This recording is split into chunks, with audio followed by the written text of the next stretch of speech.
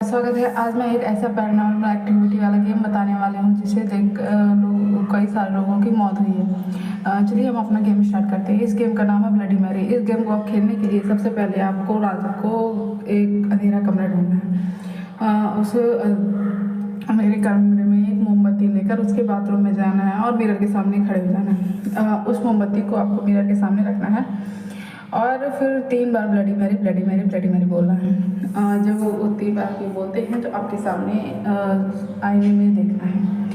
आईने में देखते ही अगर आपको एक खौफनाक साया दिखेगा जिससे आपको बचना है क्योंकि वो आपकी जान भी ले सकता है। ये कहानी है 5 दोस्तों की।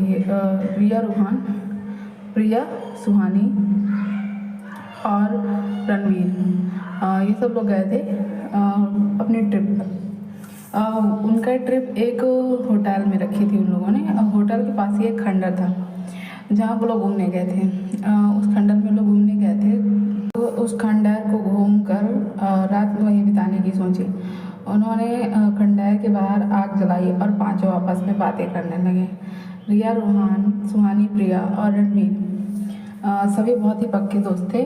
उन लोग काफ़ी समय बाद बाहर घूमने आए थे।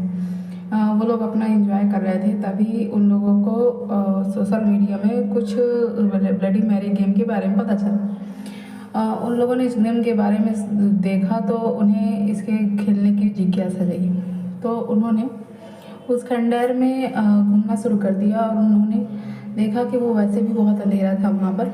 तो उन्होंने वहाँ पर एक बाथरूम ढूंढा और कैंडल ढूंढी और बारी बारी से उसको खेलना शुरू किया। सबसे पहले प्रिया वहाँ गई तो प्रिया ने 3 बार ब्लडी मैरी बोला तो पहले तो कुछ नहीं हुआ।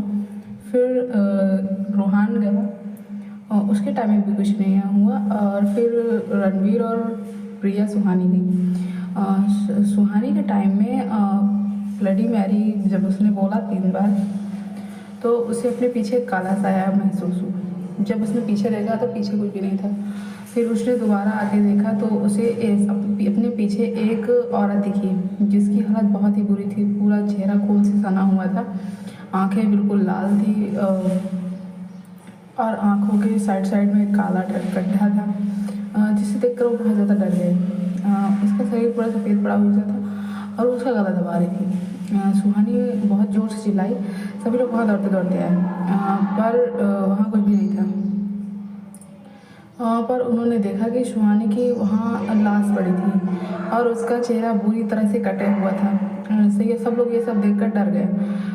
पर फिर उन्होंने यहाँ वहाँ देखना शुरू किया कि आखिर सुहानी को हुआ क्या। फिर थोड़ी देर करके रूहान गया तो रूहान की भी डेथ हो गई और एक एक करके सभी लोग इतनी बुरी मौत मारे जा रहे थे कि किसी को भी कुछ पता नहीं चल रहा था। अंतिम में प्रिया और सुहानी और रूहान बचे थे। वो लोग वहाँ से भागने लगे और भागने से पहले उन्हें शीशे में काला साया दिखा। वो इतना भयानक था कि उन्हें देखकर तो वो प्रिया, सुहानी और रूहान वहीं बेहोश हो गए।